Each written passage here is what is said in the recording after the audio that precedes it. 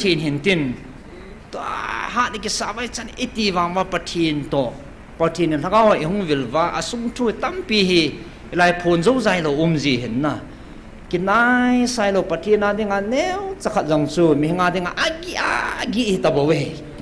ti pa he atha imu chen beo pathin lo pi na chu hin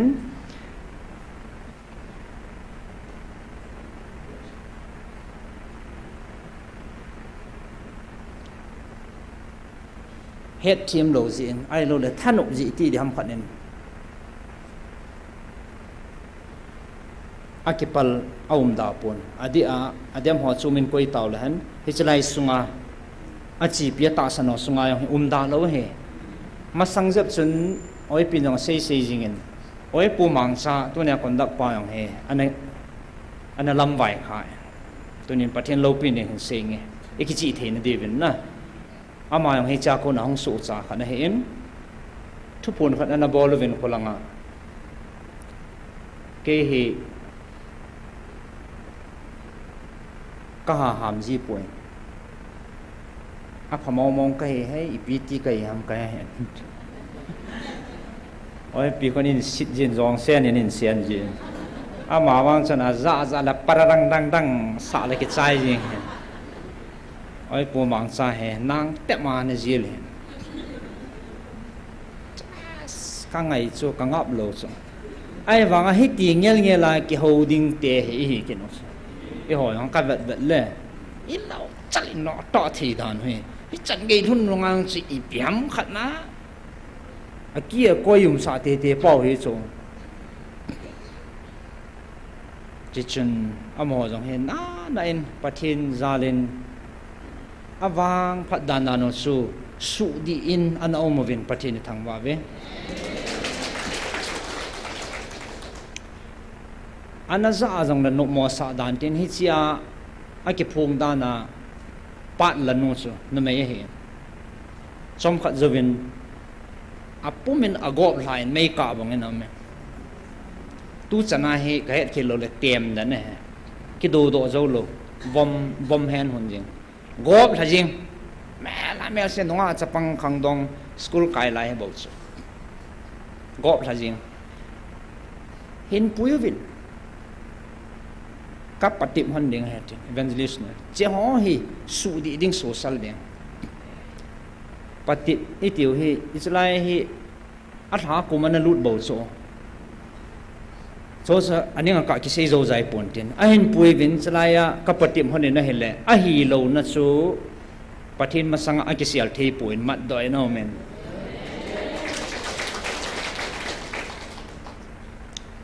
hoi ta ka hu pi hona counseling ka nei wale a hi na ong ki phong en hele nang tabang ka hi nom he nu ati so thanom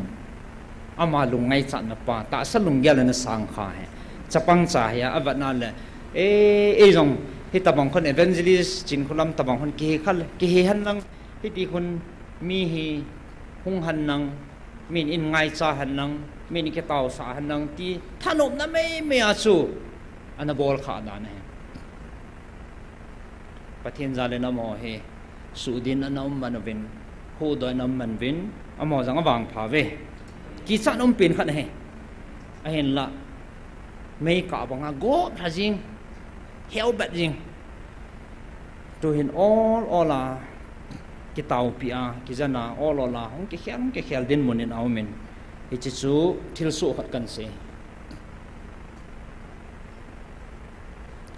abana hen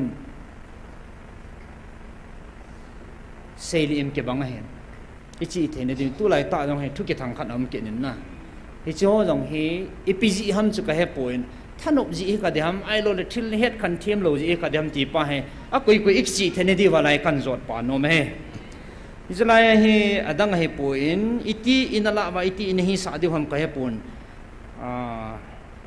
lai hong lut ma saw he tin na 5th March 2026 Thursday 8 p.m. Pathin lagao team vil na ho pi na wa su chlai pa he vevin 51 he nam tin sunga leng len khanin ka koma taw na thu min hi chi hi nang ma bovin na za ngai chahe minute nga tabong atin upa mau neven chlaya anamel chia anaji do na hen minute nga tabong sung tabanga hi evangelist thanglen se na khanga za ding bowa thugu ho ki sei pi hi tun ke man ka ngai lut o za a ka ho pi na ka ngai lut ka cha ti ho za dinga an cha le mi pi an le ho pi ki na chai tan nang ho wang mi ham pha ne he ve wa noi le sit ki lum le han nang kol ning li chan in boi zong le nang ho na ka khapu vin tin he chun na sep khapu vin te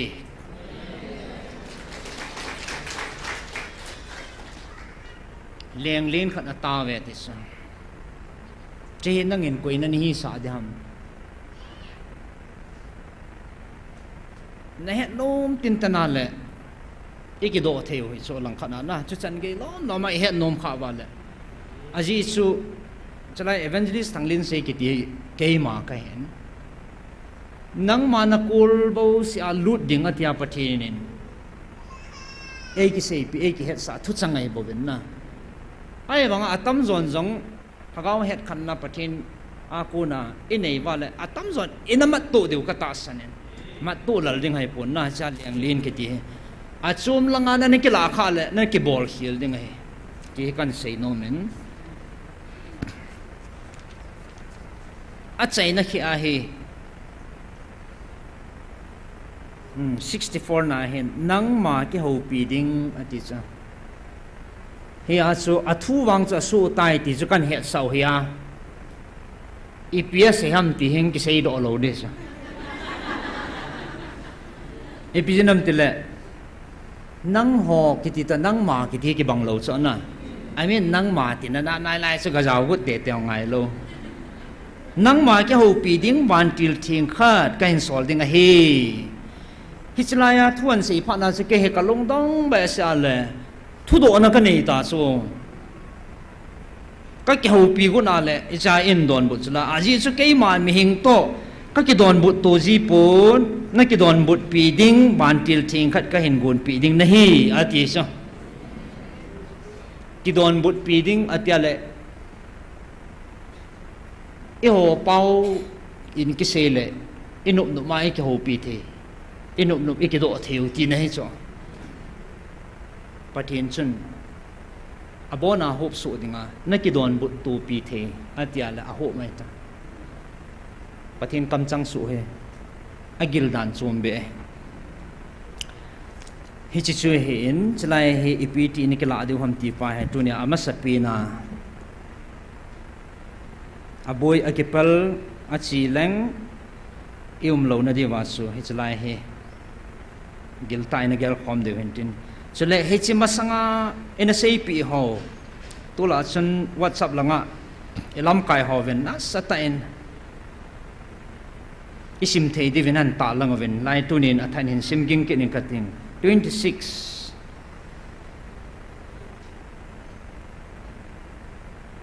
October 2025 asu chlai muna mi atam be se ji chun thu pun ni chun microphone jang lawa thu pun in a ball sau chu mun li ham mun nga ham khatna ka hung sam sonen chinyang chu thil ki tang ke ya dinga sao ta ki se gil le jing patina ko na thu gil ta ang ki se pa he mi hinga dinga agi dan chu me he patin lagaw pan pin om lo la he chi ko e na ba ki phung do thi nai sai lo ding ei pau ma he tin ane vin ani gel po he tin na pau chang ki man dan ho le thu chang ki man dan ho he bible ate ki hi lo thu gil hi ji chung ei ma ming hina sa ha sa le jing en sao pian se chu hi chi chu hung phun son de chu ka ngai le ngai ka sale jing gil ka sale jing ka ngai le sao thim le pa chan an sei chai le kalunga abona a sei ding dan cha mang jing chin nang ka phung ta na ti su kalung kham ipiam ka ga sei ding pa kai be ta so kalung thima a sao ya su matto le le nang ka gut na lama sa ka ki su chat be don tin patin thil go na te mang del ipi ki se ham kalung thima mang del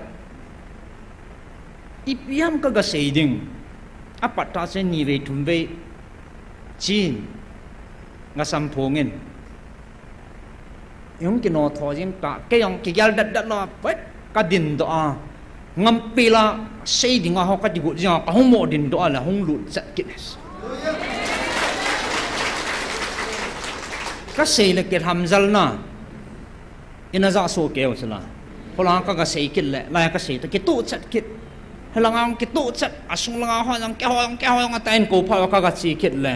ka sei la abo na chi ki tu chat patin til bol the na ai ma loi ma he na chi na I cho zo si he bol tu the hi lo dan pa su patin lo pina kan phone tin hi cha he chila tu nya I sei do no mu chi piam te le ina sap phong sa na wa san ata san ho dinga bo ati chu tu nya ata san ho dinga bo hin ata san ho dinga bo ka phal pi thu gu ho atia athum na pa he chit tabang til so kavil naw hi keima lopi ta mu thea nang ho pui dinga kahung kila kit ni ka si a akang khanga kit talo dinga he ahung kit jong le he chu athem he dinga he ti an heaven kya he thuga na in nei ma sano ta chu ya cha achum chuma na ki sa boi kha le na wa mang kha dinga he awang si na he dinga he na pet mang de he ti pa su pathin thwa ko na imu he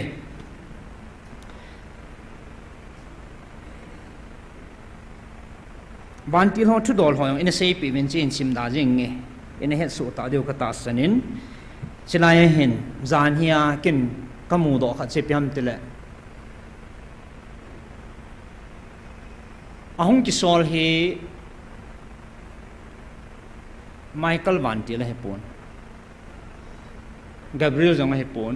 chirup bantil he hallelujah Michael bantil hi mihing to hetia ki don but tu mei dinga hi ama ki sim dan pa he aha valetis lopi ban gal hat ta ki sim he chirup jong hat bale Gabriel jong ai thei poi ai la tu ni ipisi ai thei ham pathin hi tabang to guna nei ja su lei si na lei mihima kan mi te hlat do dinga ka hong na ding chung chang thu do la yong su Gabriel thu sep ma hong he ti so na he su aman pathin to go na nei ja he thei bo hi chu hi chi tamang banga chu tu nia e ho nam chunga yong he to go na nei ta ja chu e pi si ai chan ge to go ne ham tela ngai lut na ja chi chu pathin ngai lut na asan dan agil dan hi cha chu I het chin diu he pathin hi chan ge lom no ma se e ngai lut no ti vet sa na hin ngai lut na za la bo hi the thil ke dang ta he ngai lut na za la bo amo chun yung ho pi theu hagawa o a pachang ta ki chi ta yung ho pi theu he na samang mong zani tau khom na ka nei go no so lai lam kai za nam khat to mihim nung gya le Friday Saturday dung chun han nang zani Sunday dung chun mi tam ni le phan he ki mang na kilom he ji cha mihim program hi lo dan cha pathin program zani chu hi tu nya he ka hung din ne ai le tu ni mi za nim tho tho vin hi asu na chungwa ki pa thu kan se hen tin pathin thil gon hen tin akidan dan tao na ka man kun chatwa hoi lang ko na man cha pa iti chan ke to kha kha be chang za kho lo za nya chung wa lu na hong ki tunga ani nga tao na kan man kun chat wa ichi thil su chung thong ai ta ne koi ma cham sa lo phat chom khat sung chu ka chang sia nana khang bo a lut dinga tia pathinin akitip na thon ngai lo pathin chun thu tam pi mihinga dinga het zo zai lo mihinga dinga sei zo zai lo akil athu alit dan chu sei tiam thei pom kat chong le phala hi di poin asu e ti pa bo kan he sa nei ve zo chana ban na mi te ho chu alut thei dinga lom chang chu a ko lu na street nan cha pathian ha gaun na to na pa cha na yo mi hing inup nup ma ike hi pa hello mi a degree na be po in mi ahi na ne ve po in alung sung lang ve pathi na he lung sung lang ve pathi na he ti tunin athain ki mel chiu ka hi na lin ta an he a pathi ni ipiti in mu di ham ti pa he zanya chi kyo la za ki chi sa ji atupi icho chu abon in sei lang pha ne dai lo ding hin ki pa mo mong he aban bana an ko lu na hi cha chu aban bana ho pi nai nei ba so pi hang pi ni ho pi win is not until tam pi het do mu chi na hi be na hi le pathin lo pi na ki mu be be jing in pathin ni thang ba win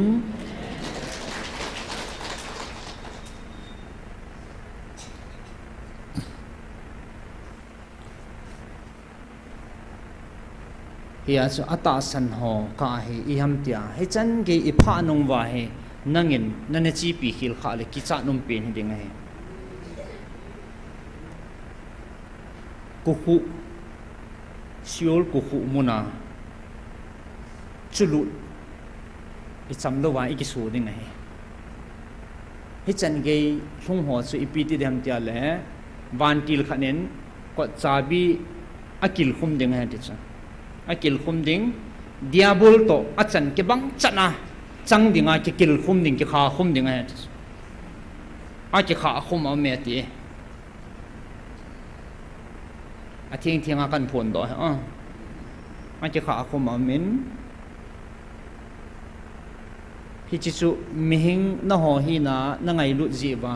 na hu do theu na kai do theu thilai poi ti van ti li dong tha nei lo ding koi ma chan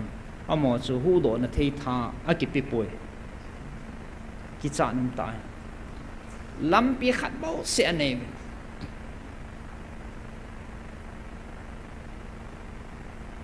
chi chu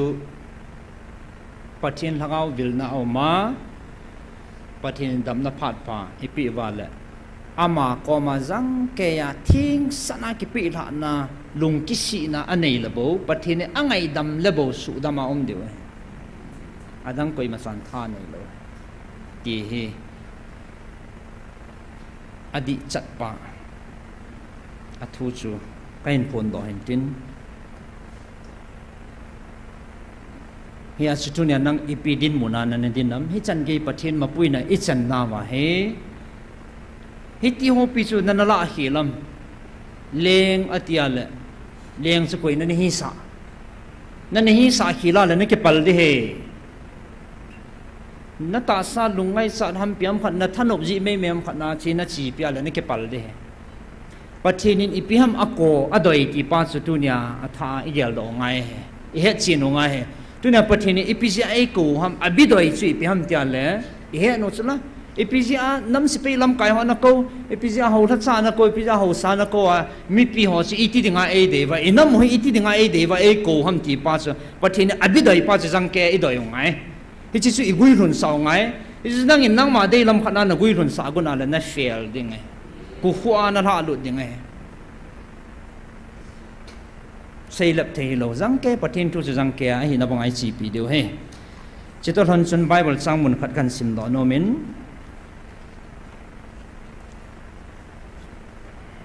second Corinth bungli chang som la guma pat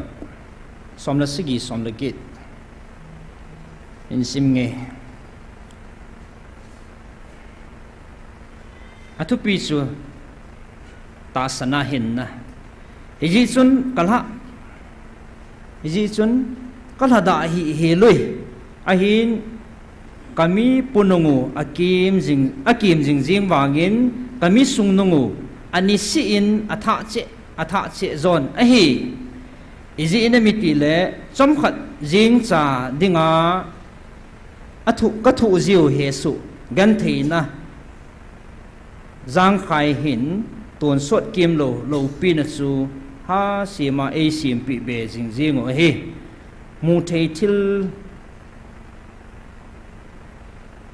kat lovin mu lo thil chu ka kat zo ve mu thei thil chu chom chakhat dinga a he mu lo thil wang chu tun so na dinga hi hi chen ta sa lungel le thagau lampa he akilangin astunia ihon itu idoi pau he ipiham athain de pau hitin ta salang lungul ho iha kat kha wa le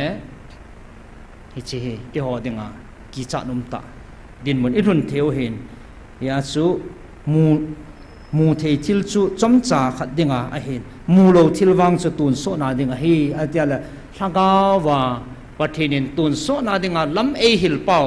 ta sa le thagawa ikidu do na ding pau hi tuna itu mu la ibedoi diu le na sata hi chia hi ikat jing diu pa he ikitip nom na pe no he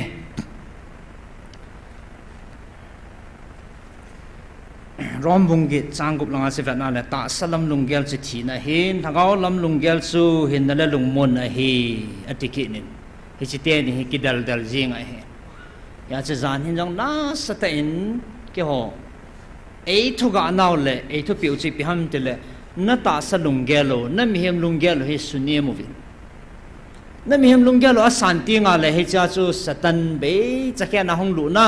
hi cha chu pan saji he te chu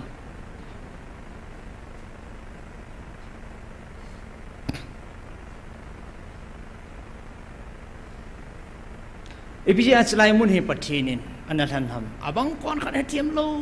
atam zo hai vatna le eng si ji hi ta chu tuna thil su ho hi ikidam na ho ki sei sit na ho hi e vatna le atam zo hai eng si ji aji chal chale zan he dung khana chu hi tia hi thanup mana cha i au leu lo wa le hi chi thil hung mo su he lo chu i chan ge a ipi asung thu no ma hi chan ge hi pathin an man cha an tiong hi lu thu ja ma khol to ja ngai ka sa en chiong le pathin mi vat dan to mi him vat dan ki bang mo mong lo he jin jong pathin ka thang ba e ngai lu na kana ki to na mun ti chu hallelujah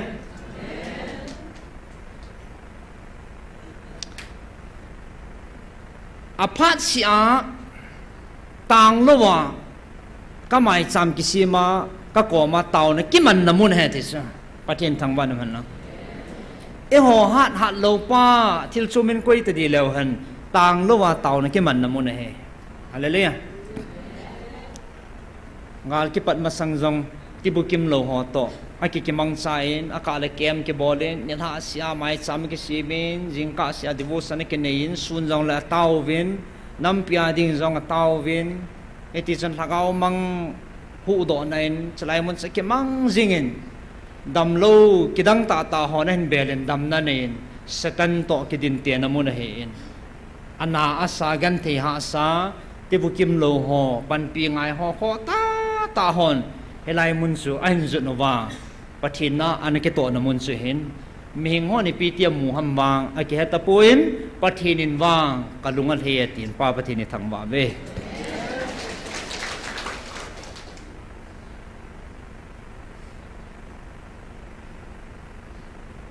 Jesus Christa ministry Jesus Christan angai poimo ministry ki bol na mun khat che hen anadam lo su dam ding gan the ha sa ki tho pi ding thagau bu vom ho no do ding su dam ding pathin angai kho pin la ministry khat ne hi chi chi la ya e chi piu le e to tu pi pin khat che thagau mang hu do ding chi pathin tu chani edin pi zalvin pa pathin thang ba ven chi to thon chun jani hin counseling chung chang long he neo khat su vel zakhat wal in bol taven gal sung hin vel zakhat le som ni la sagi ve he counseling in bol do taven pa pathin thang ba ve a sponsor lo hen a sponsor su ko ham til pathi ne he hallelujah chilaya chu kham the bol izan hong za he tam khat veya he zakat zani zathum zanga zasigi chan aneki bol kha he e chu vel zakat wal zale som ni la sagi ve aneki chai zovin iti chan hap ta si ni na bol ven ai helai muna jong azaw ding alom changla thanom jo sing azaw chai tab ngana ki mutain mi hlom ta lo chu tam pi pathin zala counseling a he hung zaw e tain aizola ko na jong Bangalore lang Delhi lang mun chom choma singa lang more lang cycle lang kampo mun tin hin anzunin pathin zalen tam pi hin hung zaw zu sin pathin zalan o ka gin sa da bang poi anum ta ve kati atin ki pa thu se vi ne hele pathin na to ne je phat sin ne pathin ni thang wa vin isi pizza lo lenga mitile no zo si taw na ga he panila kho mo hin asa thagaw mang tampi hu do he slai muna yang so sin zan he hin tu la chu khat bi chungin ain phong vin langa lam kai hoen hap ta si he talo ding in second Saturday bo ti in a phong vin hele hi siong he pathin lung hlei na ne hi be se puin mi he min ide de ya e jigun pa he chlai chi thei lo da na he ai cho hing lai changa pathin a vil le apui hoi nam mi te he vin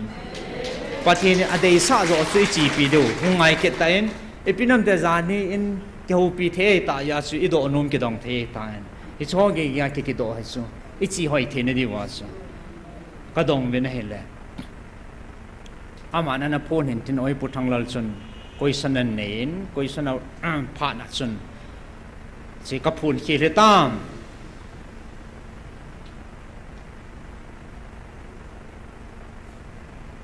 à bao sang mình họ hay họ mình thì cái bằng gì rồi chỗ à hiện tại có cần giả bộ gì là kiểu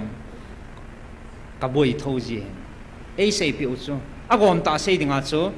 à ngay ngay học để sẽ bỏ điều ba giờ bắt thiên lùng thế này kì cái chỗ thế này bổ về cái là tay thì thế này bổ về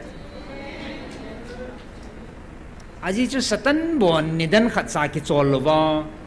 epiti na ho ne ki chol thei deu ham thagau mang hiu do pa pathin ki pa na pe na hin islai ka long chim hin su kha le bible ta ti kal lo dan pathin hi dan atha bya ka mu chit la ka lung nup na ka ki pa na chi pi ham te le thagau ngai lu ka hi ati so thagau ngai lu chu pathin hi thagau ngai lua pathin hi thagau ngai lu ka hi thagau mang hu do vin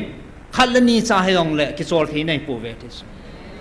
yo mit bana se mi hong hom them tai khol ning za motin tam devin apunin chu devin bolu te ti se mi heng pa long ye la hen pathinin mi kha zong ai pha sia mi hu do de pa za pathinin a dei sa ki chol thi nei pu ve ti ni chi ding jong anataw ve tin tu nya pana hi a tha i phun do hen tin hap ta si a thang cha si le poi ta bang hu hing na ke kul chin nom ho la ping tha nom ho zo si dinga thang cha si la hen counseling dinga he ti pa i phun do ke no he ti ta thana chu no nong taw na sa ta in dal zui divin kong taw ki ne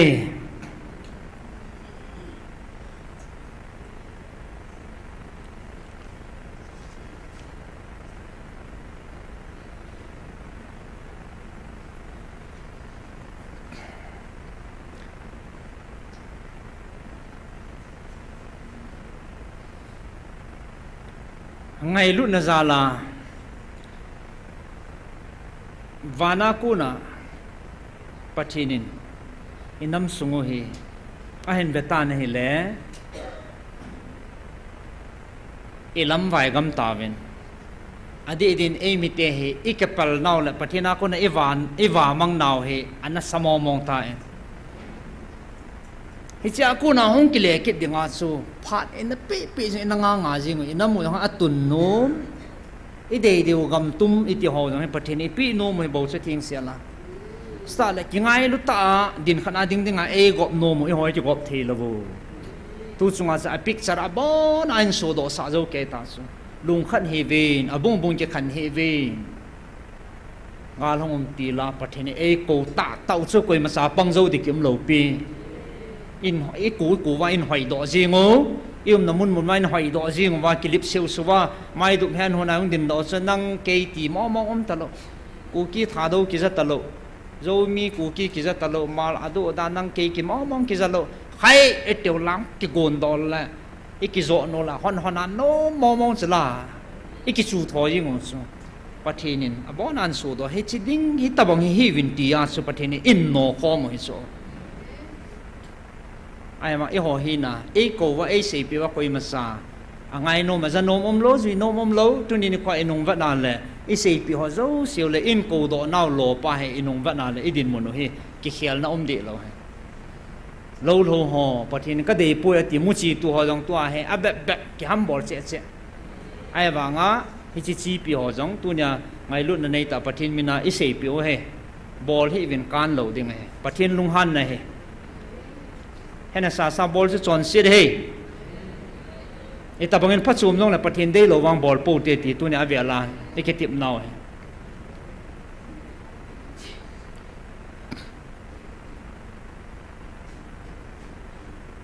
ngay luôn na kana ki to na mun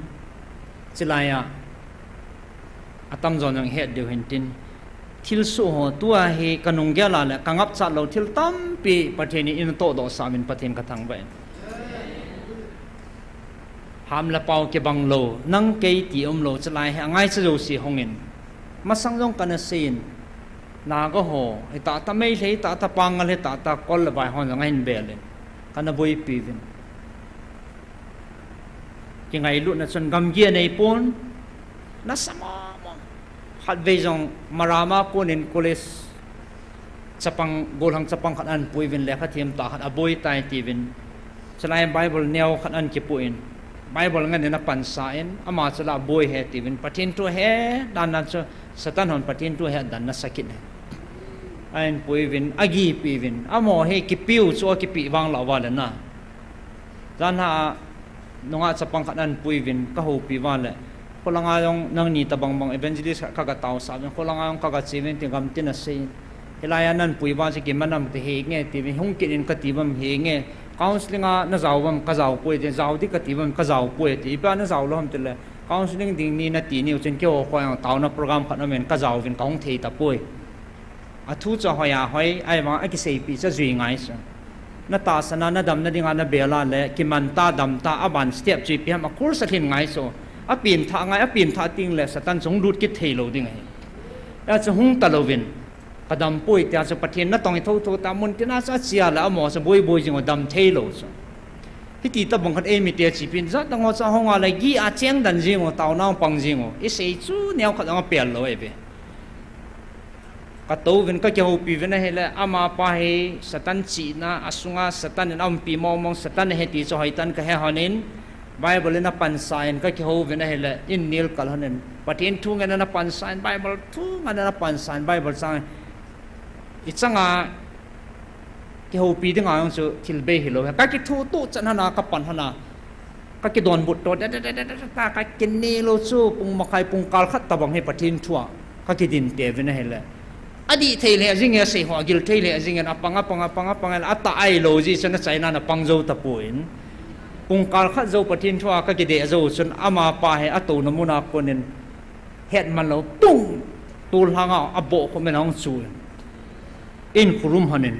ong ki tholane la gul ta bang en ong ki thol tan ngai da ma thu min a hi na ong ki phung tan gul pi lim chanan thon kan nai lu na ki chape san vat akile tholen bang ning langa ki kho lu chu pasal li langan kai wanga ki kai but lo chu cha tang ing hei ti chan nang satan pathin thwa ki chema patip na ne mi ta na su gan thei ten thangau me na ki halin pathin tha na na ki manin asunga thangau bu chu no do na ma la apat ta na man dam na chang ta ne he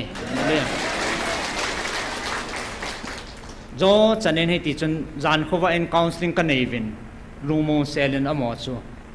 kichi na hu hing na kichi na to a ki leven tu chanen aboi ta point pathini thangwa vin kin rai lu kiti khat nupi khat phaya kin ka chi na han en ko kang lut pa ve na hele ka sei tai ni chong he tu ne na thain kan sei no men a puma satan ne na ba ma angong dong zo siang pa ma a tha tha ki sil lo wa ta mấy thì lấy cái lạ này đúng là ai xin ogin để tan anh cái bùi pi thế point ama hi na kan hachin in lang anan puyo ngai ta ka hung wa kan da la wa le sin zan chun thil so ki dang tam pi men kan ne na mun wa thagao wo ki dang ta tan in zui lu vin a hi mo in a cham lovin hotel sunga chun pasal khat hong ki phungin ngai damong ki thumin seido tabang seido lo tabangin a hi na hong ki phunin azawa na hong pau cha hat wa le tin ka gin mo dana akizan sa ho mai bi mai ba ho thagao ho che dingin ka ging mo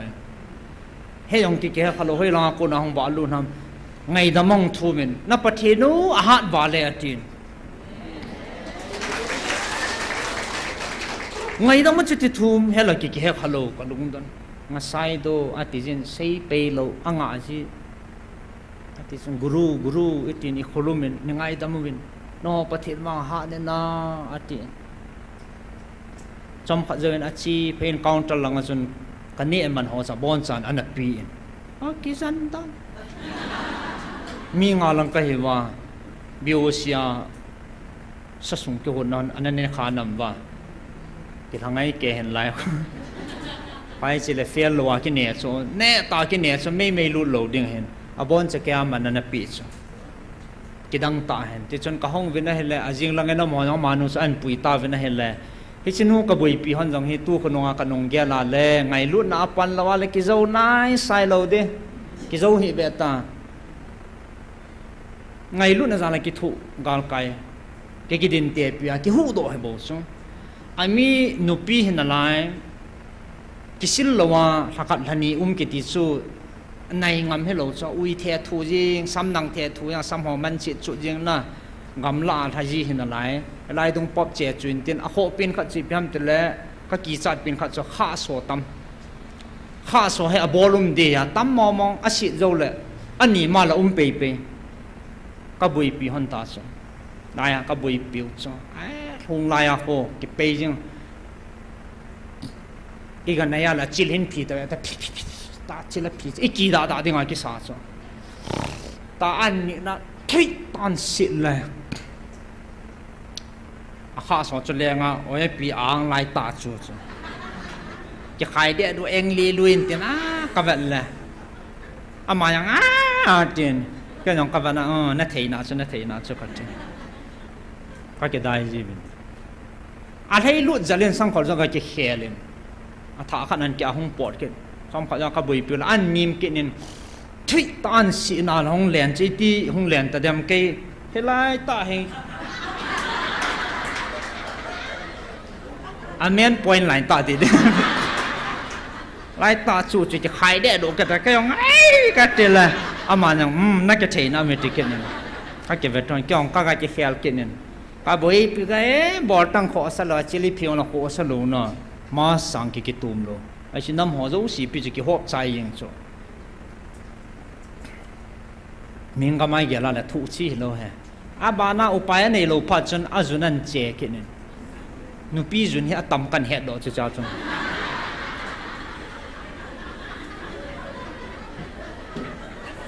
hung lai sa về riêng chung, li lai bang riêng, anh nắm siết cái là chút tí hiền, ai vắng ai khó lâu ta cái ohen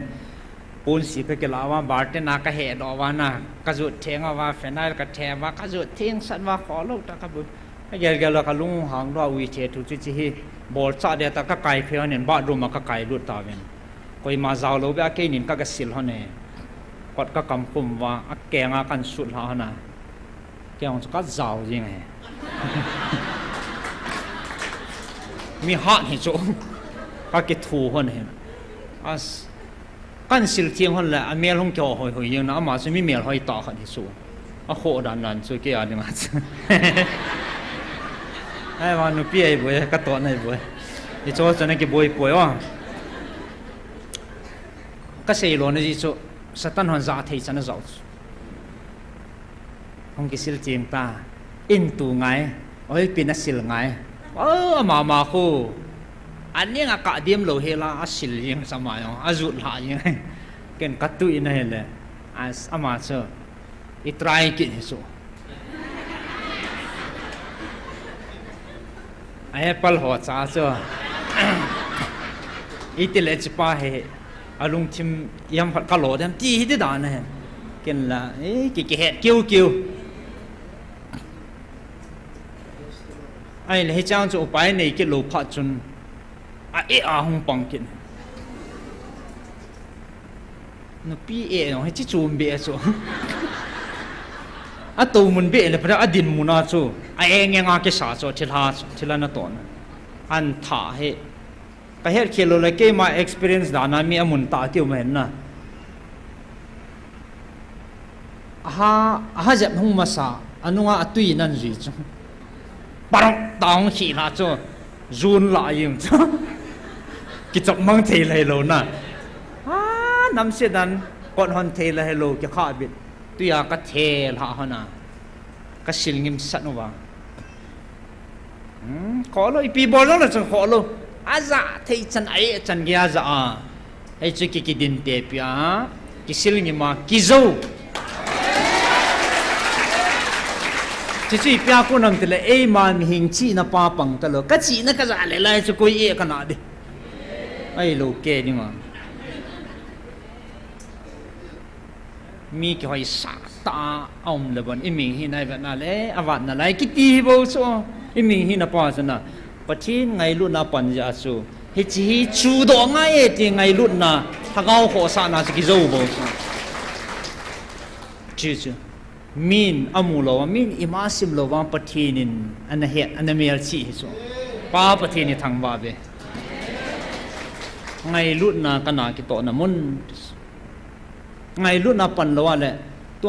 evangelist nen thila hom ho thila mo hom ho pi ho yong he mi hi na koi ma zo chi lo pi chu ka va tu chana le ki zo lo de koi ma ni zo lo de cha thilan hop ko kalung ha masang di dia tu langai ka chip ta angol ne he katis nang hi apha nei pu angol ne he kat a eng ka no kin lo angol chim nei bu ve kat a thil hop kat ka su mil mo ke khat masang kha ve ne sei tau sana itian hop hop ham amaran danan hop yengไอ้เจ้าเห็นกระสุมิลเทโลตูเนี่ยไอ้เจ้าเฮกระถาเกลตัวละโอ้อดีนายกติจูทิลสูเฮอภัดจินนะอมจิลเจเลกตินะเฮอโมสูสวยปุยกตินะเฮชุดลายจูตัวเฮปะทินซาลาอินุบเลนอซาลาซาลังอังกิเมเทตาโซ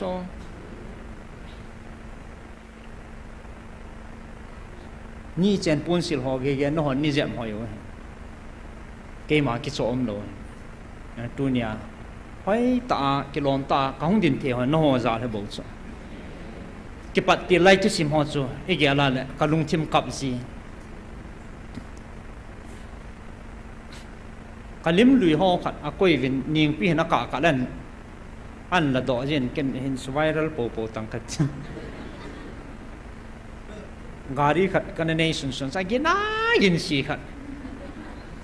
kan ne hero honda lai hen evangelist no anula pa ane kinil so ke gari neo ja chu hero honda so gari se ne he de na gari neo masanga ho chu bai gin si chu tu a tin apa kon gari min hi hero hai anu kon nom lo na zo na se honda hai ane kinil ga tion khát pan nè hết lối cho hero hay cái gì khát nôn nè hay cái gì mình Honda hay agari cho hero Honda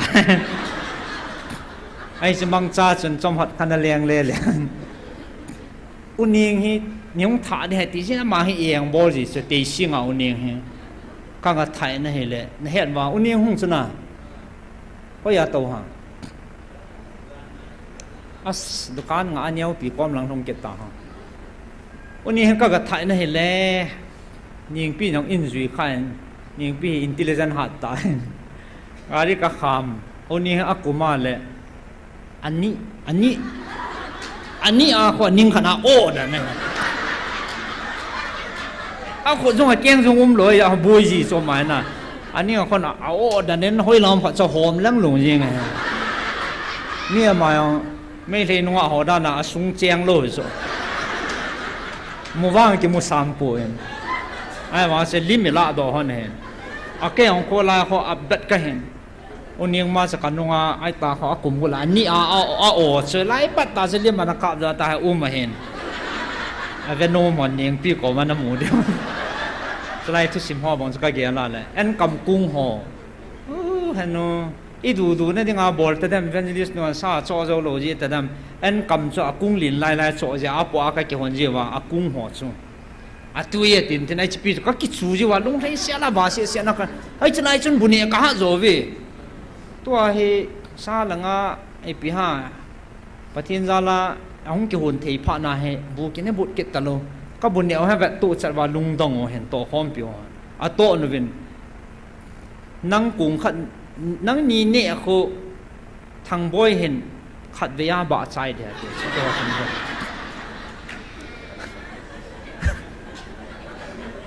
หาในเฮียมาของประเทศพัฒน์นั่นสังอาหุ่นตีลาตุยดอนเทโลบุญเทโลสัตว์นั่นอโลลอสูบิงปี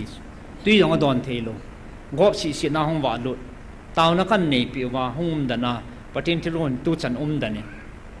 เอ็นเทโลป้ากอบสิป้าจะตัวให้บุญหัดปีนักปังไงตอนกี่เขียลนะเห็นน่าจังจะประเทศนักคนน่ะช่วยเห็นอาจจะยิงก็ให้เมื่อจ้าก็จีฮานาเล่อามินเซลิงเฮ็ดเดี๋ยวเห็นทินพาสเตอร์ขัดอาจินุตัวก็กิสุตัววินเฮ้ยอาจีเนี่ยเขานำตาก็กี่หัวเลยลงคำแหละจริงคนหาสันในเตียงละในกิตุอาขอนเขียนในกิตุอินทินกิเฮสูตูจะน่าเฮก็กี่หัวจีฮันเลยโอ้ยปีโตก็กันทีไล่กันเสียวจะกี่บังจ้ะมีอันจังกอกตานี้ก็บัดดันตูจะนุ่มน่าไรจ้ะก็สาหนายโลอิติก็สาดังให้จันเกดินมุนหัวสันกิตุโจจิงก้านี่ท่านี่นี่กี่หัวทุดินมุนไล่ผ่านหัวสัตไล่ผ่านเอกยาลาเลยกี่ปุ่นมาจิงอินปัสสาวะก็หัวเปียนเลยอารมณ์คำเนี่ยจิงเปียนติเลยดูการน่ะสูอันจังหุ่นนิ่งตะโลบัดเบะให้จังเลยกี่ทุ่มหันเตียให้อาหงอาเลยอันปีโลดานุสไอ้จะลุงคำหันเนี่ยไอ้ปีนักกี่หัวปีสุมละไปในโลจะหาสันหัวสูอามันอาซาจัดยันนี่งากาเซโลขัดนวลอามันจัดกันเทดินมันนี่กี่ตัวใส่อาจะก็มัดจัดหันสูอาโจเตียงเลยอินหลังอาหงอินหลังอาจมูตัวแต่กันดาลหันเลยก็นี่สานทุ่งมาสาตามกันอาจะที่เกดานเวนตินทุนก็ทุนเวนก็กี่หัวเวนนั่นเห็นแหละอาปนอาเบสันก็ในสุนสนุจูอันจังจูเกจิก็เกจิเนี่ยปีกุนำกิตาเบงอาปีเจกี่ปูนังอาจจะจำพัดตูก็กี่หัวเลยอินอันจังวันนี้เราจูเฮ้ยหลังอาเมียกี่ละเดี๋ยวหันที่ฟริตซ์อากาฮอนกินอันเจ็บบอกขนาดนั้นละอาปีกิอันจังอันจังจูอีปีเตียงกี่คนทำมาตีกิละบาละกะละกินก็ที่อาจจะสักขีซาเกจิขนาดเกจิเนี่ยมาอังเท้าจูขนาดละอาจจะสักขีซากะละกินอาปีละทิ้งเสียลตาอาเกี่ยวกินอะไรสมรับไปกันในโลเจนกเบียร์กกัมบีอย่างเงี้ยก็ชวนที่ตะปูนี่ตาเฮ้กระปูน่ะดันเตียวอันเซกินนั่นเห็นเลยอาศักเขาไม่กินเลยจะเสกีห้ามขันไม่ได้นะบ่อนาปีกกิจใจเก๋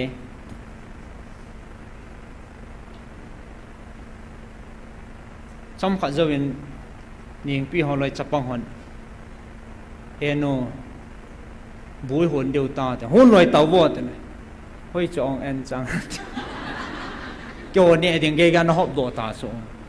ผู้หันเอามาองชูลุงดงโจดึงจังเกลูเฮลานะหอบใจใช่ทิลกิดังสูงอยากจะเกี่ยเห็นอัพาในปุ่นอังงอลเนี่ยมีงอลในบ่เว้นั่นทิลหอบนะอังงอลชิมในบ่เว้คนมินทิลหอบเลยเบี้ยขัดละจนอาเกอตุ่มตลสร้างอารมณ์จะหอบทีโซอบ่อนาปีเลยโจเนี่ยเดี๋ยวมันตลอามากันลงหางอาหารกตากหันละมาจุสีนี่เหรอแม่จุดเต็นด้วยทิโมปัจจิน้ำน่าอาจินก็ตาก็เอาลีลูไลปัตตาวาจะโฟนขันหงจุอินาน้ำน่าวัมที่เฮงเงี้ยขัดเดียวเลยมีกันโซเลติอาศัยเจ้าจะเอาลงเป็นสกอร์พิโอขันเอาลงเงินอันจังเบกนี่ตัวอาลูเบกนี่ฮะขันเอาลงจัดเงี้ยจะปัจจมาจนที่มันก็ตีละมาเนี่ยน้ำตาจะกันเกี่ยกับกูนละกันไอ้เจ้าโอ้อภัยเกี่ยอะไรงานจูกี่จิลโคนให้จูกี่ดังเงี้ยประเทศทิลบอลก็จีเขาเป็นอันดำลุนเป็นสมยังอีปีเป็นอันจังยังเมียจังนิ่งจันอินปูลุดปีตาเป็นเฮ ปะทินอปตานตองที่ปะทินช่วยหูเฮเฮ็ดที่สังไงนะปุยบุษปะทินินจอมหักกะกิดเวนะเห็นเลยนูปานีหงกิดอาหาสัจเจอามาสาเตนี่สังอาหาสัจเจนี่หงวาลุดกิดก็เกี่ยวกันเลยเนี่ยดังนั้นในโลหะหาสนอจะเซฟนะเห็นเลยภาษาไปอีพีหาเบนสุงาเหอตัวตะบังอารมณ์ตะบังกิซัมตาเหอากิซัมมาเลยอตัวการนักเกสไอ้หัวคุยมันกิมุลวะเอเวนเจลิสต์น้ำมูเทแก่เก็บโอ้อามีสุลามาจะสุงกันเซียนเก็บโลปูงามเซตุเซเลหินโตโลหินโตโลคาร์บอมตะปูหินโตโลจูอามูเลฮิโซกาลกาไอ้เล่อามาเทตโลอามาเอ็นจังเบ็ดขันปีไปอีปีอปีตามอลุงนาชิมลารูมลังกะลุนาอัตกะเกียอาชูตะกะกิปีหันที่ให้รูมลังกะกิปีบอยจังให้โซตะกะจะไม่เล่ไม่เล่อามาเห็นอปีอะไรอาหอยเทจันปีโนมให้โซอันเวเล่ตะกะลาทาปีนขันอันทันโลทาลิอันกิจใจโลมีปีดึงอ่ะบอยจิตตกาเฮนป้าตกาคุยฮันเฮียอามาเลสิเปียเจียงมันโลไอตาเฮกิโมอกุยเห็นไอเจนังกิเจียนโตตาอันใจเปียกเวทเล็กเกียร์soกตกาอัฐปินขัดเวโบกเจียนจะป้อนนี่สอบเปียวละรูมลังอันเฮเท่าป้าเมียสามาวันละอันนั้นเทปท่าเขากินกัดจิตฮอลมากะลุงยิมมุเทโลดีว่าเห็นโคก็มันไอจะปีจันใจดอามีปีก็มีตอลเดียวยังจ้องก็โหลหมดสิตอนขามแล้วจะขามเทโลยังมากิเซเทโลอามันละจุดที่จ่าเรียนหุ่นจริงก็มีตอลดีว่าก็นักก็กังแกอปีละกิใจดับเว้ไอ้เสียงก็เฮโลมันนักไอ้บ้าซะก็เจอก็แบบเจอก็จิลก็เกี่ยวกับมังแกทิบะไม่มุนเดียวก็ตัวก็หาก็ยิลยังตาจ้ะเนี่ยอัปปอดดอเลยนั่งนูตีตีนั่นเนี่ยเตี้ยตาก็หาก็จะตียิลยังก็มานูนเลยเกี่ยโลเอลเดียดูยังปีเดียวเสียปีใส่โซอามานิยงจีตาเกี่ยนิยงไพ่ลังกาเรเนี่ยว่าโซโปรแกรมก็จีอันตาไล่จะตัวก็บอกนะที่บุกิมโลหะวิจิตก็บอกนะลิสก็ละหลายตาเนี่ยจีเต้ที่ห้องจีเตตาก้องจะบุญดอกหันจะก้องหันกาเลยแนวก้องจะปุส่วนก็เลยส่วนเล่มจังสู้กับพระอาโคเซกตอร์ไม่ละอาโคเกี่ยกิปันไก่ตาสุดอีทีอาให้จิตตกาจะนั่งนีนูปันห้อยอันคุยหันน้ำเสตาคุยสันจะกะเตนั่งนีนูปันอีจิตตกาจะห้อยลายอันคุยหันน้ำเสตาเสียดีเหรอจังมาแล้วไอ้ที่ไงตัวไอ้เกี่ยวละแกอันเกี่ยวรอจู้จะตินนุยกันนุ่งไอ้เกี่ยวอันนุยละไอ้กันนุ่งหางเจ๊กันนุ่งหันจ้องกันนุ่งหันดันสู้การที่จงนั่นส่วนพันธุ์เวทต้องกันนุ่งหางเบสกับพ้นไปนะพ้นหิวทินอิโซเลน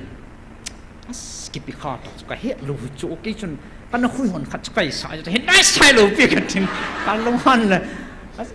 โหใส่เนี่ยปะทีนินนั่งอาตั้มเจนันปีโทดิ่งอาจินอิโซเลนทำโมเนี่ยกินลงหันละการน่ะตลอดดึงตาแก้วจนก็ตาสันดีเราพิสเมียท่ามูกินเดียวจนก็กินเนี่ยดีเราไอ้ตาจะกินนั่นละการน่ะเราตาลงหันกุมมาจะก็กินสูดลงตามาตาจะกัดเฮก็จีนั่นแหละก็จีไปนั่นแหละโอ้ก็ตีอากินนั่นจูพัดจอมขัดเจ้าวันจุงจางพัดเทนน่ะสตาขัดจงองลงจะพัดเทนกระทั่งไว้อามาตรงกี่วันจอนั่นยังไงเองสิ้นน้ำมองนี่ตลอดส่งอากิพัดลำจีทำละเกียตลอดนะดังวันสายอามาวันจิงสางไอ้กี่วันโจนั่นยังไงท่านุ่มโจตาเลยดังหอนจงตั้มปีวันอินลุงสิทธิ์น่าโมเป็น อันมินินพระเจ้าใจปุ่งกตินตัวนี้นะบอนจะชงมากิปาทุกันเสียนเฮจิจูปฏินาโกนาอังกุยลุนนันเล่ปฏินพัฒเทนป้าปัดปนาทิลลุงหอดสูปฏินเอปุยดานหอดสูไงลุดนะอปันละวะเลยชอยองสูสู้โลเฮลิงสูไงลุดนะจาลาสูกิบอลงำโลทิเลสูกิมโลหอจงเอวัดเลอนุมานุกตัวยาหาสเบนเฮตัวหลังเห็นก็เกเทียมตาเวนมาสังอาจะมีอมอยงไอหอจุงอาเลียงนมกินุนะพอเล็กติมองลูตัวหลังอาเฮเกจัสเทียมเล่ให้ตายอันนุ่มหลังจะกิพายตายประเทศนั้นอาเบยปนิจอจูสิทิลงโซดันเล่ไอโลเล่เอ็นโลเจนเจน่า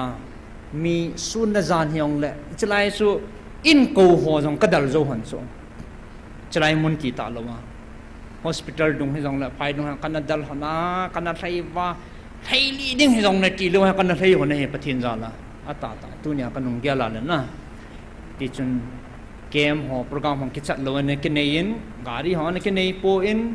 พัศน์หอเนี่ยกินอะไรละกันเท่ตอนนี้กินเฮเล่เลยปันนั้นกินละหอประเทศนี้อัฐโนเนี่ยนักกุยปนตาซาจงทั้งอาวังกิเขียลนั่นแหละกิเลสดอกในปีวินประเทศนี้ทั้งบ้ามินตัวนี้อลุงไทยน้ำมันเลยอลุงไทยนั่นนำอิสุวินประเทศนี้จันเกนไงลุในสุงวากุยินอีดินปีวินเมลมาเตะคนอากุนจงอีเวงซิงวินเฮ็ดที่จังอินปุยวินอีหูปีวินอีกปัลโลนัตเตดิวเล่ตาซาจังอีกโดดว่าวันกำอีลุเทนดีวินเฮ็ดจันเกนประเทศนี้สุงวานาตองตาเนี่ยแหละเซจิมโซโล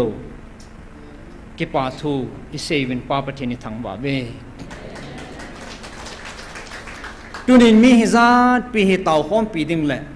ถ้าเขากาลสัตข้อมปีดิ้งประเทศนี้น้องจะสีฮีเอปีวินเนี่ยแหละน้องจะเลยจงกะลุงโมงเงินกะเท่าโนเมนน้องจะจงประเทศกะทั้งบ้านนี่ฮิตที่เขาจะสีจูทุบุลาโกนาให้สลายมุนประเทศนี้อันเดียทันดันแหละประเทศนี้อลุงไทยดันปัสสุเอโฮฮินาอัมปุยประเทศจาละเอกิปีนะฮอโจคำมาโจชนะเอกิปีนะฮอประเทศอัฐวนาคุยโลปัสตัวเนี่ยอากาศทงเฮติอิเซโนมเห็นตินยาสุฮิจันเกยลำโจไลฮิไลวะเฮไอกิปัลข้าอาวะมังข้าอภิษมังข้าอินปันข้าดิ่งเดียมปุยกิจานุมตาฮีเอจันอหงสุงหินประเทศจ้าไม่ดิ่งเลยอทุปีอิจุยดิวอาศัยทุปีเป็นขัดเจ็บพิหัมเจเลยอดังเฮโลอดังอีหอนอีบอลเบียดิวอีฮอลเบียดิววันตะปุยตัวเนี่ยเฮอาศัยนักการเสนมจูอทุปีอินิดว่าอทุปีอิจุยดิวอทุปีบางชนะยุ่มดิวป้าบ่เฮอเดียจานินเดย์ซาจีนหอมทอจีนทิลอาจัดกระดองวินอดังหอจะมีหิงลุงเกลัยบ่เวที่จำขัดกับกิบอลเบลเลยที่จำขัดนั้นปันกับกิลาเบลเลยที่ไอเกลหอมีหิงชีน้อยประเทศนั้นก็มันซาโลได้ที่สุดนี่จะลายก็หูปีน่าเลยก็ทุกปีเป่าเห็นหอดิ่งกันกิมเซลีอาทิตย์ซาเลเลยยาสนั่งอดังตัวเนี่ยฮอลเบดิ่งเลยกิมเซลตาจะประเทศนี้เสียปีวิหอปีน่าฮอลเบลเลยนั่นคือฮอลคิลดิ่งเฮ้ตัวเนี่ยก็มูดอกจะพิหัมติเลยอดังสางาเฮงเฮลังอาสติสลังอาพัสกิมังโฮจังปัสสะนมตาอสะนมตาเห็นไหมปันมุนจุมประเทศจารัจังหอยองปัสสะนมตาเห็นละตัวเนี่ยกินก้าวจัดเป็นจุกอยหัวหัมติเลยไอ้ลังจงเห็นรูพระเบสเซโลน่ะไอ้บังอาธนุตาประเทศทุปีจุยาทิ้งขู่ขัดเบียนกับปังเงติอาเฮลัยเขาก็โลเตเตงตีลุงปุ่นจงโลไอ้เจ้าก็บอลเตเตงตีจงโลกะจีดิ่งกะเตาน้ำมันอ่อนสาโลดิ่งกิจงเตาน้ำมันหักกะจ้าดิ่งตัวนี้แหละกะเตากิดดิ่งเตียกิกุดเห็นเนี่ยเตาดิมองลุงตำเดลาอันนี้งะกะโคโลประเทศทุสานุยาออกมาทนมตาเตาหน้าห้องมังโฮน้าหอเห็นเฮเว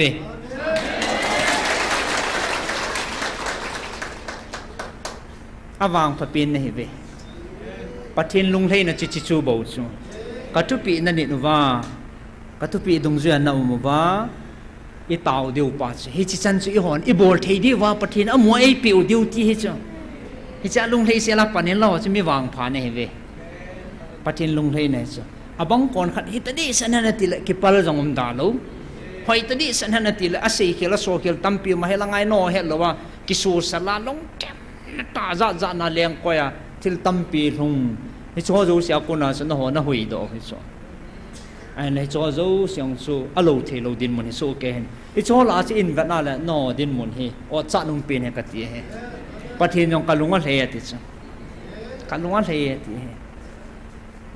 ka tu pi ni na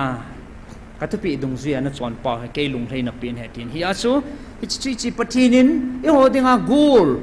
i tu pi u khanum hi su i koi pi i dal diu khana koi hi so langa ko hi chi pi ham ti hi tu nia i vat phat diu he hi chalanga pathin koi pa pathin tu pa chu subulit dinga tu ne e ho i so lo chu ama tup dung zui chana chu i subulit god diu helanga nangin na ke ko ya nang ma lunggel nang ma ta sa lungai chana pa na subulit god khala pathin to ki do na hi de pathin ama api ne he ata san lo he tim lo ho case chum hi chi case sanga sang zo he tu nia ki sa num ta pathin dei sa pa lo nang ma dei sa pa keri na ne ki bol kha de ya chi chi ngai lu na pa hi chlai mu na pa sa pathin tu chana he an phung bu jinga hi chi sun tu nia e pui jingo he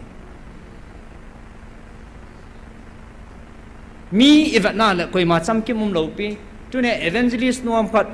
evangelist pa ham khat lai ho tha cha ho ko yam khat nan bat ta na na honga la thum lo ding na ke pal di so ke ho yong mi hing ka hiu su no tau pi na ngai sa ka hi ve ke ho jong cham kim lo ka hi ve ke ho nin vat po po wa le na ke pal deu he chule ke ho jong e chi su ka ti khol jing ho he ngai lu na pi muchi asunga pa sa evangelist nun nong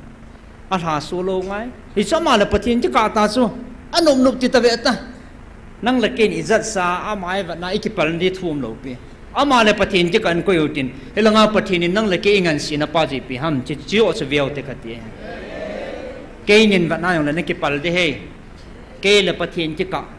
nei tau pi diu ke jong pathin i koi na mun ka ke vet phat ngai hi chi chue bovin tu ne idiu tiu na pathin i pui nau i thun nau sang ta en so pi te ho sa thagawa khanga thagawa e vil pau he ta sa neo khat asana le ki tu lo jing ki kal chat thagau thu pa he i tabang chi da tip na degree title ne jong lang pathin ma sanga thagau thu thagau pathin chu thagawa ka na ya thagawa ka ki neo sa ka ki tu lu lo wa le ka chi na neo khat alu na le ki dong chat hi je ta he a chu pathinin to a se pi o he i he dewa ka dei chi piam tile pathin kitip na thon lo ding pathin kitip na thon lo ding to a ima ba no he hallelujah pathin kitip na pa thon lo ding hung thon lo ding thon jang a thon put a chal jing in tu idin mun ho jang he anama se saitan a se zo si agui thungin a chal to jing in a thon khat cham poi hallelujah to ma bana kitip no zong hong thung te ding hi chi hong thung ding hi ji chun tu nya e ki sei pi no mu chi pi ham tia le pathinin agun pa pathin atu pa zo chu zuyo hi tin hi chu dalote ko ti lo le da ha nom ding hi adang ji hi talo pathinin kitip na khat ani hi che kitip na pa cho gui thung ding ai ya chu atupi banga chon ho chu e chi gui lun na cha apui lut ding he janin min pha tam pian nei abona kan sei zo lo he josia le kalep jong min pha e Israel nam dei la na hin ai bangin ahong lo na ten asang pu na he le adei han amin wang chu aum danin thagawa bang amon ki san thei tapu ve thagawa da tha ta sa wang adei than na pa chu a hi naw chu hidan he tu nyaw thagawa kanam dei than ti chu nam hi e dei thanu nang ta san lo pa e mo ha kingam patin thu tip wang goi thong ding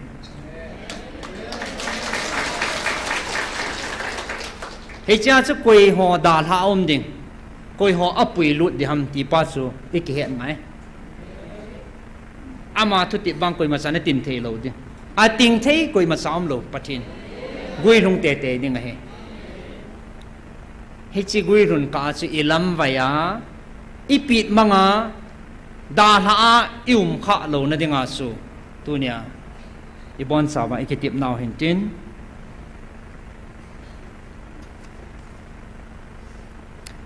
ka sei di tam the ajingin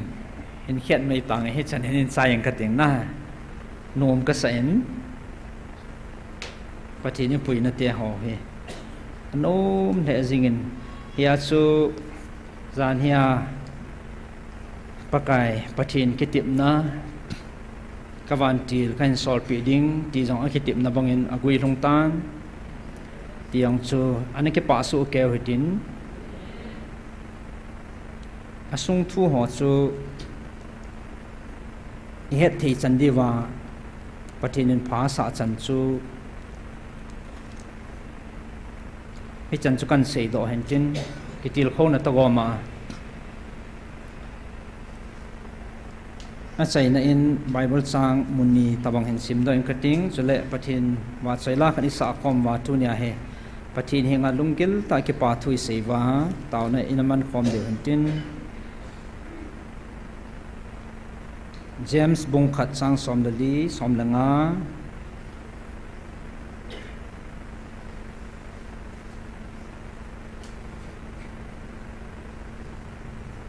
mi ama lungai cha thilin azol la alui lut zia thlap na suzia ai buwe chule alungai chat phalo chu naw vop zia chon si a hin ji hi chule chon si chu apil hin ting le thi na su zia hi ta san cha te ho pathin mapui na changi hi lai wa hi i ho jong ta salungai chan hoi ki pal lo na devin pathin thoi ki til khojing hoitin ta salungai chan a san ting le i chun thap nai pui lu na i chu hung pi su zia i chun thi na chan ei lut the hi thi na ei lut ji he ti pa he a thain na gel do hoitin tu nya e ho hi alam vai the hi ta povin ala sam the hi ta povin ki pa thu sia pathin thangwa ta tho a izo chana tauna panga khatla khat ki to sana ha ta emano jing diu pha na heta in chitalhan chun a chai na hin ki pa au me vanoya me hem te koi ma chan zolo pathinin ei chan sau he ngai lut na zala e ma cha he mo lo he ichu pathina ko na hi in alung dong ho jong lang khana ka gela ko oi mo pun epijinam tile kidang wa su khalawai ya chu mihing gela pang phalawai ya chu pathina ko na wang imacha he mo poi hallelujah ngai lu na zala pathini chan ge nam piu e vilwa e pui o hi ta sin a he thim ho dinga alu che jingin akichi che jingin ki pa thu he i sei thei pe no he ta pathi he thangwa dinga lom he David in patinin apui na te ho he avet na he lo pia sa wala athang wa chim thei lo wa la abola pathin lo pi no ho he mi hingin a lo pi na banga isa phung zo lo i wa chai zo lo zo he sintunia pathin wa chai thia ium pau he mi ham pha he ve mi wang pha he vin lungil ta in pathin wa chai la isa diu ka din tunin hầu bung là number za som ni la sagi ham chen về vin lung sit na kim lo teach 267 na 26 henge he chi su holdo san na koi vin nang chilaya bible chang khat hin siming kating David nin thangwa na la abol he kalung thima su khama ma jingin mel silewa ma hen pathina thangwa lam jing hen na chi ge la le o chung lam via pathin to pathin bo se in ge la pathin bo to yong ki bok ting le ano dan hi chlei sit wang hi nup nai za ne ki hol wang na cham kim poi ti kin dong kamu chen le jingin ngare man tam tam ki to le elung cham ki ma num le da mi tiong le anum cham kim poi hoi lam khana mi dinga ki pal na po mi dinga dem nup na po elung thim nat na po ne ki so chlei sit thi loi athu pi mo dan ka he chin che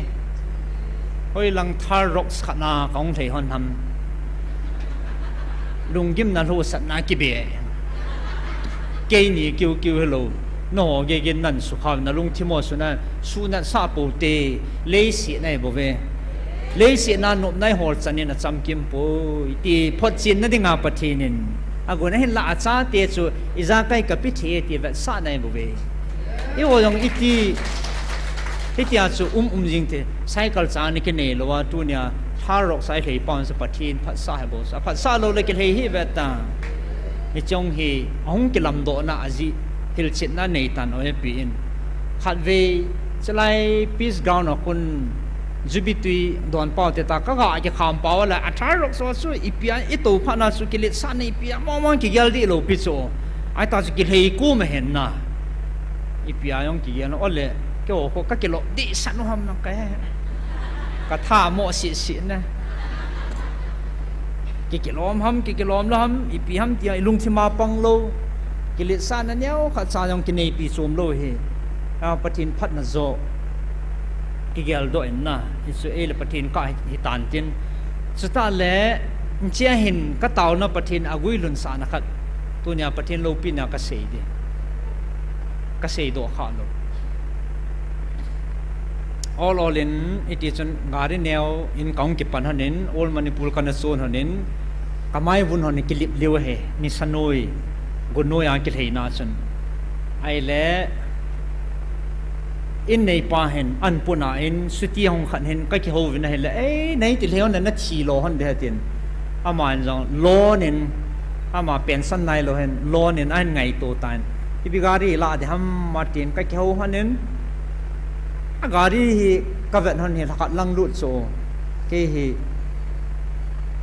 phat lut ji so thakat lang ka sulut hanin ai tan hi chi phan te tin desire ko kaung kyau to chan hanin kan la hanin aman chu ko lo na la tua hi adit chai ham ta le ke lo men cha kaung thei wa le chang chu za ike pa pyo yong dam na sang ta yong ka chang win ai wanga lo na ki la hi lam chan he lo chu ichi chun ka thei kin han ne le ke hin ka bol khan hi ipiam ti le gari ka start si le ama sapina he pathin hinga ki han na ka nei ji sunil homa hoi lai chan ka chi ni pathin hinga ki han na tu ni chana daily gari ka to ka hei khai mar na ka thei han la lampia ka gel do le oi pinong chi ngai na ka nei hon ta suna taw na am ti jin ei ka hei pang na hi ka het ki lo le gari ka nei ma pa na he kum son lang ring ni tan thum ve ham khan hi taw na kamang he ai wang ga le lampa ma ka kham ja ka taw chi ji nom lo jing ka feel jing chi chu ka bol khan hin hi chang ka taw na la ka na je khat khu pathin ni vengin ti pa plus hi cha na ka thum chu nangin pha na sa le hi chi sa nga gari man tam le gari nom zo jong hi ni tor sa the kana zao sa ka taw chu ming hi na chu ki dei so anom che hoi che na a luxury chana so ming pa so ke pa ha so thanom le si na chu ka ta wa le tu nya he chi hong gui hun pa ha kanung ke la le khat vi la so o na taw na ti khat kan ki gel do so ai chu hoi langa koi an man sai ti hong ki pe ya evangelist nu tong ke ho le wa hi si thar rocks tu lai dinga he chi the adan hen tin nin thang the adan hen tin a thar rocks sa the ho ko a ki su to le ki he liu dan khana ko tu lai ta ga ri min chi khana hen na a ki dei na ko nom jong a nom min thing hlang jong phai tu lang thei na the hin i bon wa he hi chi pa ko i pi ha pathinin ka taw na khat agui hun se ti na yong pathin lo pi na ka gel do khat se hin tin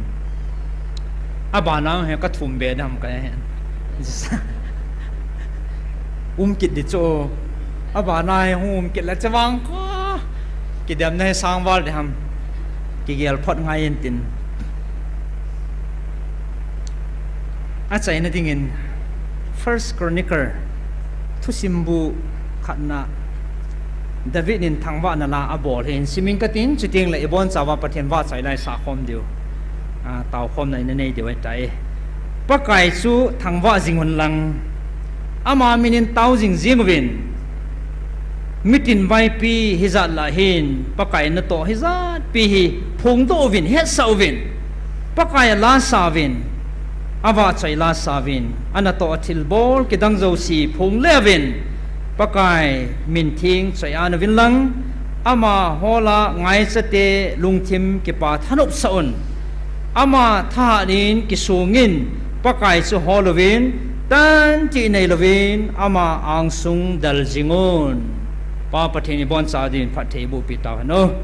e bon sa na din khomutin pathen wa chai la na sa khomuti athu gel pumen pathen thangwa na la sa khomutin tauna nei kom de hello Vevin lung se ne hello hello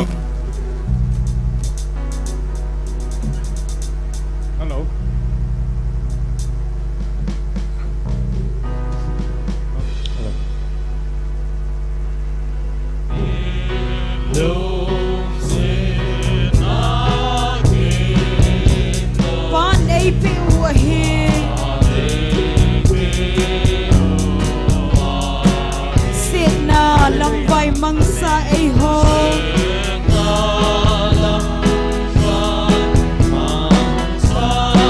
pathin sa ki pode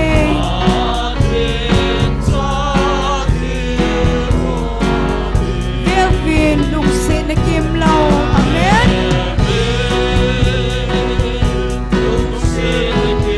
lung se na kim lao ban cha tia ai ko nau onem chu van vova ikielte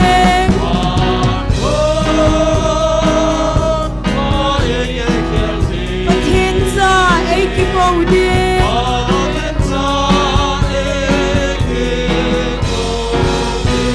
thisan sa la ngai dam chang ten amen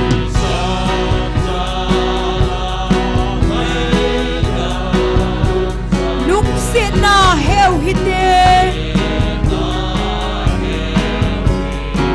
alung sin na o sa singding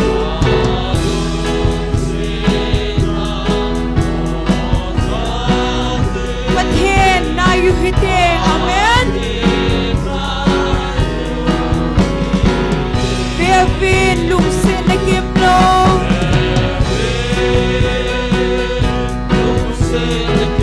lung sin na kim lo pan cha tia ai ko nau ko nem chu van vova ikielte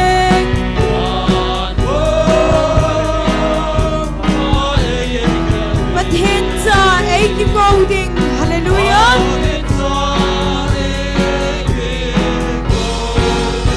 lo pina itsan diu ni chu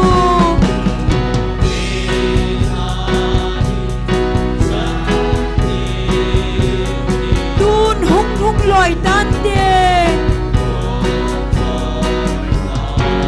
ipagay iputing uli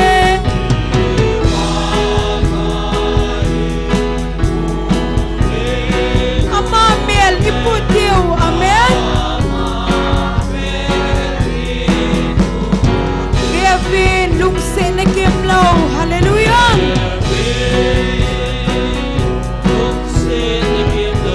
lung se na kim lo pan cha tia ai ko nau anem chu van vova ikielte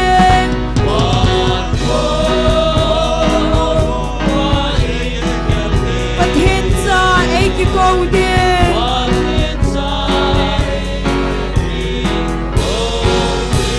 phat theina itsan na ding uvin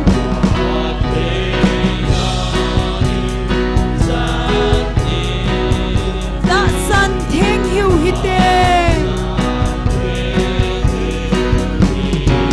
Haukin pakai anga dinteng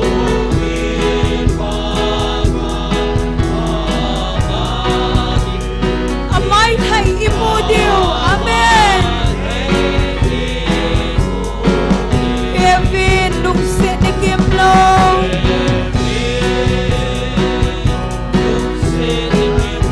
lung se na kim lo pan cha tia ai ko nau onem chu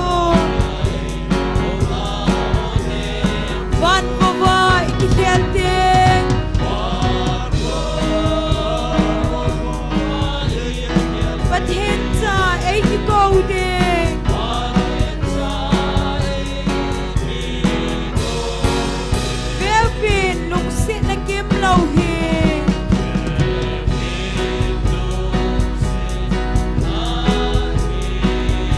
man ai pi u hi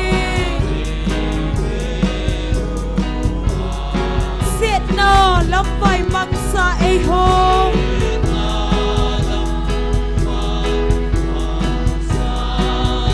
but hin sa ki voting amen Gavin nung se na kim lo hallelujah lúc se na kim lo van cha dia ai kong na anh em sủa hiền van bu vai ki khel te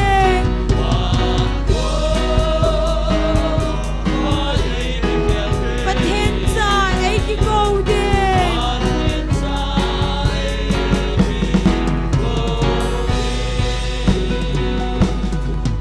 hallelujah Amen.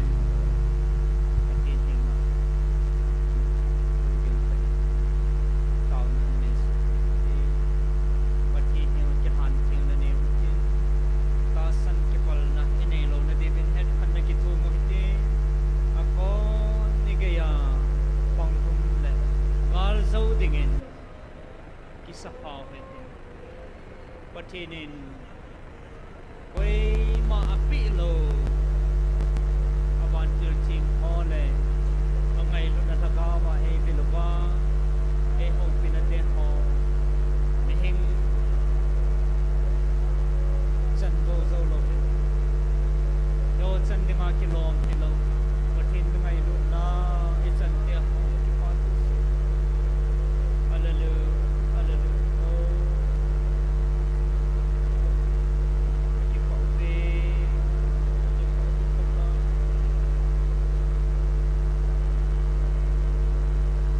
Amen.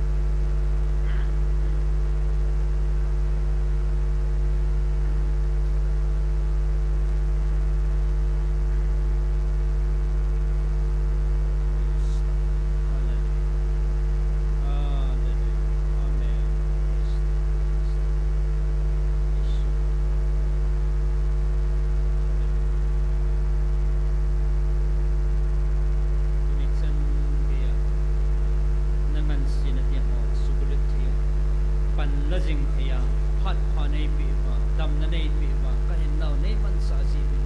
ka ki pa na min thing kan thang ba bin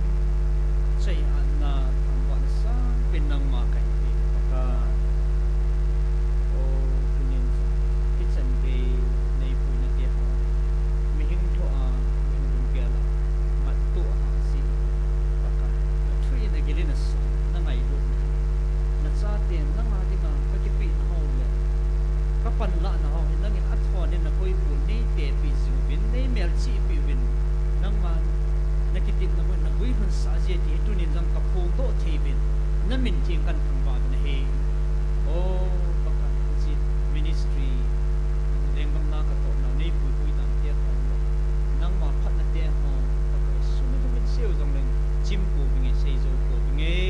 a sei tu jang pa ka hi na bang sei do ti na mai du na na vil na te ko bi ka sa e thiam the na tha ga ba nei pi di ba jong e na mi su nem ko bi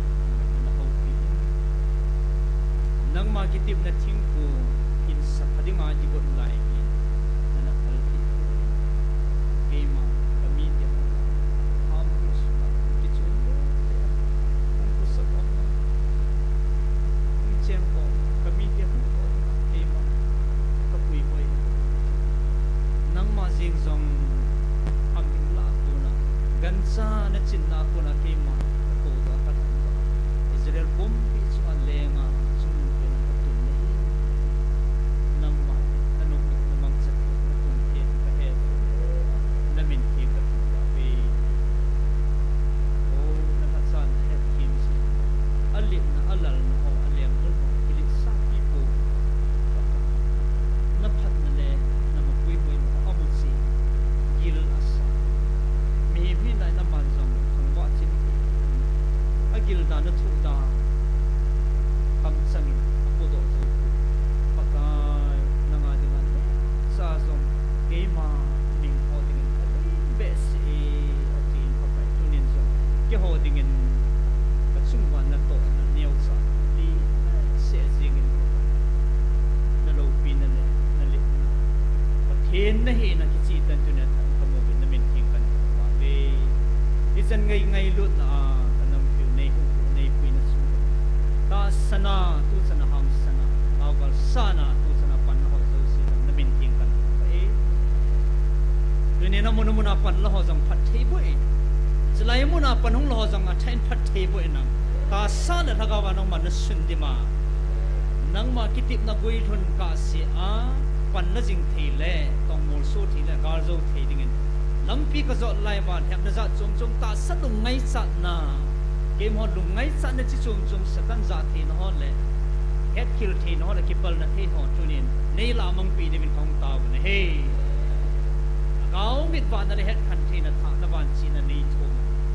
tunin head kill la kipal lam kha jong le phat pha na pi a nang ma te lo ho do the kom pu mit kom chi phat na pi na man ho do din tan ta pi ki be nang ma ki kip na koi mana kha the bon ating the bon kanam piu song nang ma nei pi lai o hi sin nang ma thu sa bangin achar jing in a thong jing in chi ka zo lai o he bobin ata san hon jong ka zo no bi ata san lo hon jong ka zo no bi ki chun nang ma thu sa nang ma thu pi nang ma ki tip ho hi nei ki pi ho pa ka zo no be chi gel do a pan da jing the ding in tu ni ti a nai tau ko nam pum piu nei pi vin nei hun pi ding ta vin ti ka bon sa vin nang ma ka thang ba be ka ba sai ka ki til ko ti min ka til nau na ka thum ka taw na o at e bu pi de vin Calvary cross at san bu ta e na to e ku ko ka pa yu Jesus Krista min na bang taw ko e amen nên phật thế nó vô số kéo hắn